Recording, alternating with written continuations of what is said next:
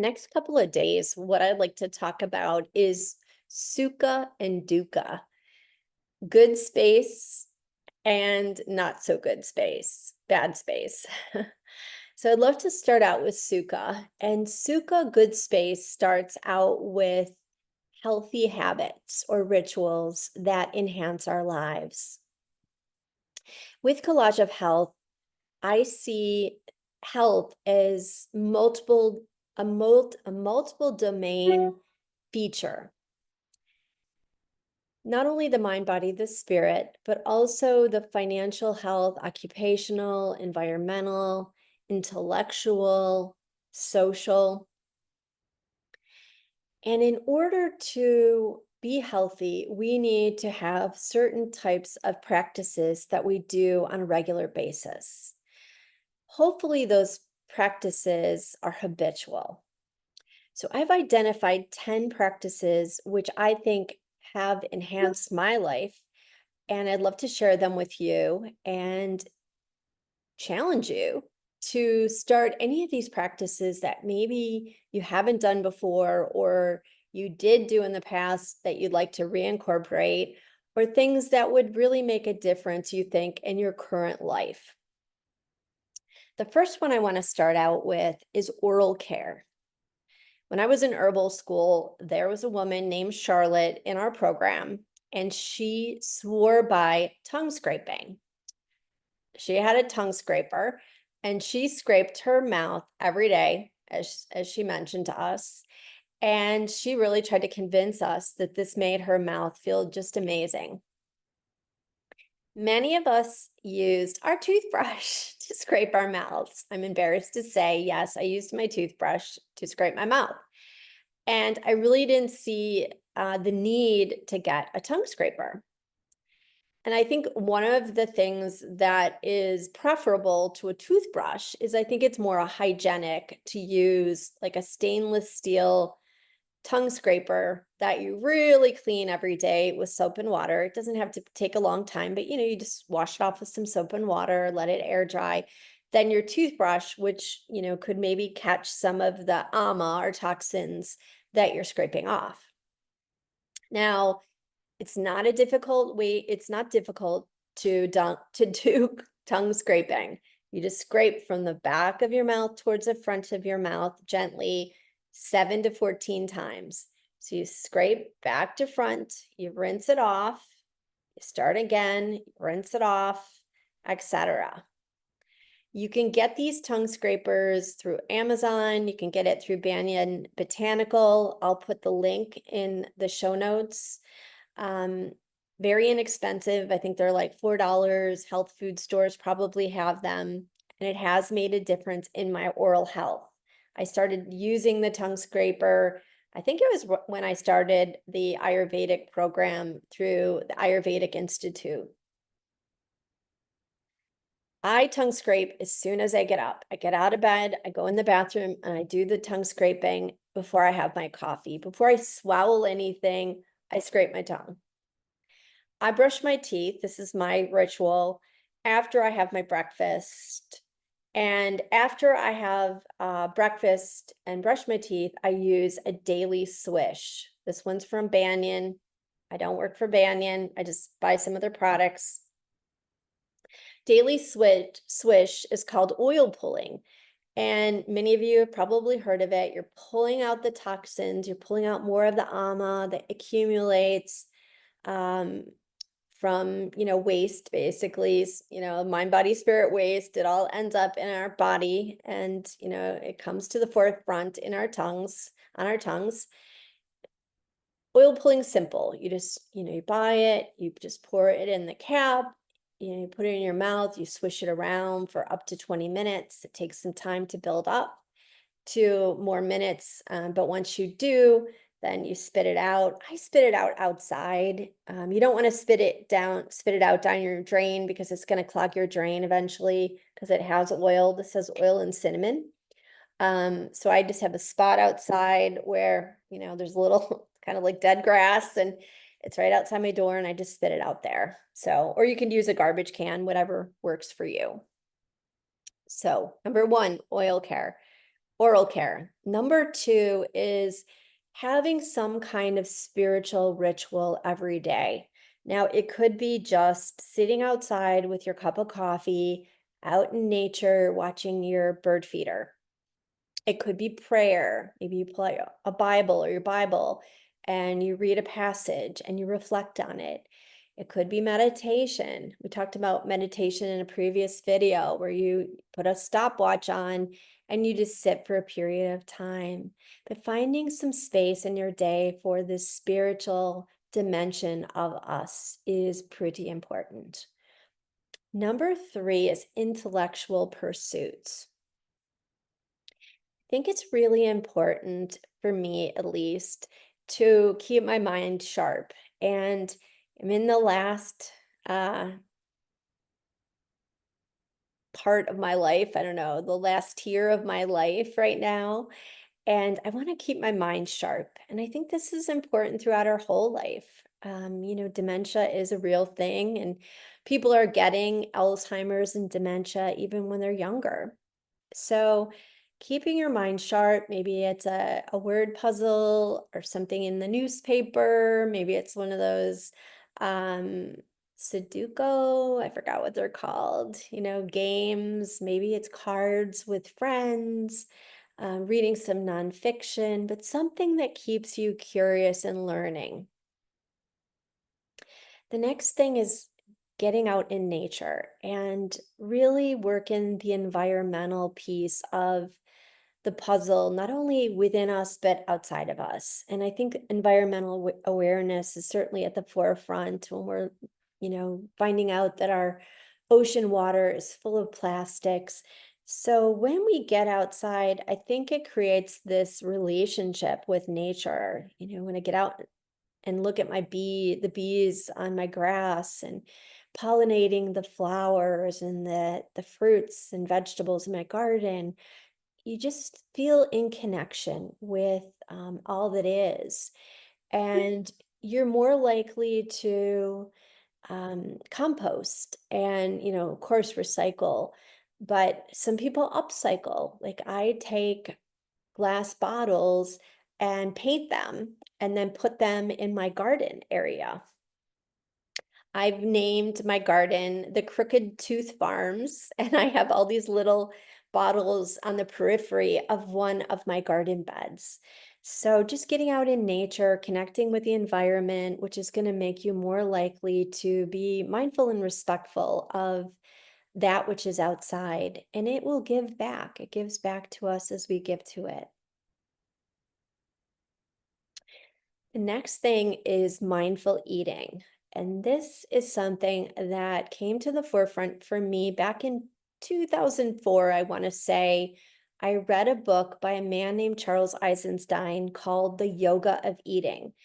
And in Charles's book, he talks about how we want to create this ritual of being appreciative of our food with all of our senses. And if we do that, we're less likely to eat food that isn't healthy and food that, we can consume in too large of dosages, overeat, so to speak. And I was so impressed with Charles's book back in 2004 that I invited him to two of the yoga studios where I was working to do a workshop on his book. And I invited my son, and my former husband came, and we all just really appreciated Charles and how he emphasized to us that, you could really slow it down. You could take this one little piece of chocolate and over 20 minutes eat that chocolate, smell it, taste it to the tongue, feel its, coolness. You could cut it up into little pieces. So just really being mindful of how we ingest our food is important. What goes along with that, and, kind of is what Charles mentioned, is if you're not hungry, don't eat. I think that there's a lot of research now on fasting that shows that intermittent fasting is good. Fasting in general creates what's called autophagy, where we're getting rid of these cells that are weaker and optimizing the cells that are healthy in our body. So I guess it goes without saying, don't eat if you're not hungry, but I think we're so wired to eat a meal that we forget that it's fuel, and the fuel's not going to be optimally working in our system if we're not digesting it well. And if we're not hungry, we're not going to digest it well. Exercise, getting in daily exercise. I think the key to exercise is finding something you like to do. And if you don't like to exercise, but you like to socialize, maybe call a friend and walk with a friend, or just make it harder for you um, to be lazy, to park your car a distance, or to pair a lot of these, excuse me, these habit books are talking about like pairing um, a positive reinforcement with a behavior. So if you love your morning cup of joe, say to yourself, I'm not going to have any coffee unless I walk around the block twice at a quick pace or once at a quick pace. So, kind of incentivize yourself to get exercise in. Sleep. We have body rhythms, and between 10 and 2, both at daytime and nighttime, it's when our fiery energy is most active, what's called pitta in Ayurveda language. So it makes sense during the day that that's going to be the fiery time of day because that's when the sun is shining. But it's actually the fiery time at night also. If you get to bed before 10 o'clock, you're more likely to fall asleep easily and to get a really good night's sleep than if you wait too long, let's say till midnight, and then you've got that second wind. And I think most of us have experienced that, where it's 8 o'clock at night, you're tired even at 9 o'clock, you push through, maybe you watch a couple movies or you're, surfing the net, and then it's midnight and you're wide awake till 2 a.m. and then you fall asleep at 2:30 only to have to get up at 6 o'clock. So getting plenty of sleep, trying to get to bed at the same time, turning off those electronics, having good sleep hygiene, making sure your room is dark are all going to be important. The next thing is breathing, recognizing when you're not breathing fully. And I think for me, a good way that I don't, but I think I'm going to try to start to do this, pairing breath with meals. So when I sit down, kind of going back to the yoga of eating, the mindfulness, taking 3 deep breaths before I start eating. So let's do a couple of breaths. Let's do this together. Just sitting up nice and tall, really feeling the sit bones rooting into your seat. And just taking a full breath in and then a full breath out. Doesn't have to be fancy. Taking another breath in.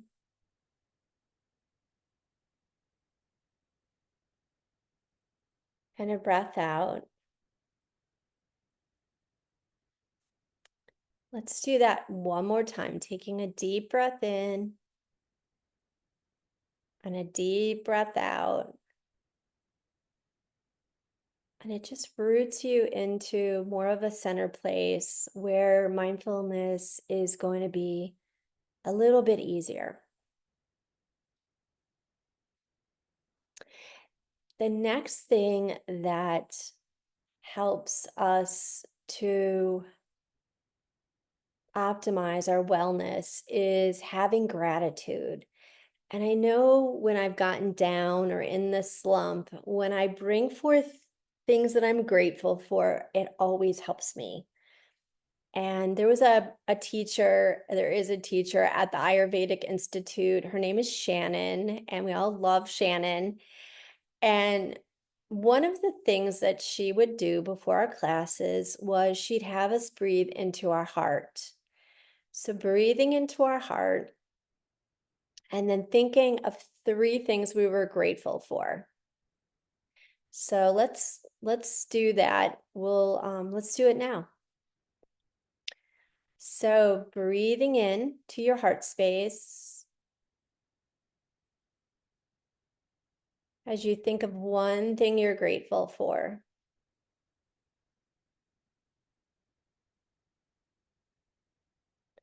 And doing it again, thinking of another thing that you're grateful for.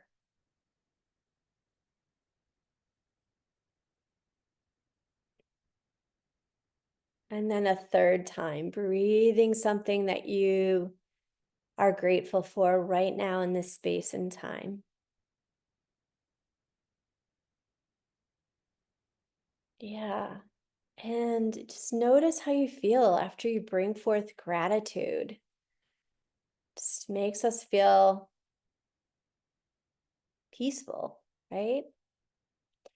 So you could actually, you could try to stack it, doing the gratitude with the breath before a meal. So you could get them both in. The next one is a little bit more difficult to do. It's called forgiveness. I don't know if you've heard of Metta Meditation or Metta Meditation. It's a type of meditation where we bring forth loving kindness for others and ourselves. And it's a 4-part meditation, and I'm going to talk us through it. So finding your seat, sitting up nice and tall, and I want you to think of somebody or something you love unconditionally. It could be your dog, your baby, your kids, your partner, but just think of this person. It could be a plant, thing, animal. And as you think of them, say, may you be healthy. May you be happy. May you be at peace. And then just breathe in, sending that person, place, or thing love. And then the next person, thing, dog, whatever, is something you're removed from, a person you're removed from. So maybe a friend of a friend of a friend who comes to mind, or a neighbor down the street, or somebody's pet, anything that maybe, you feel neutral towards, you don't less necessarily love them, but you don't have any charge around them. And bring them forth in your mind. Just let them flow into your mind. Don't think too hard. Something will come probably.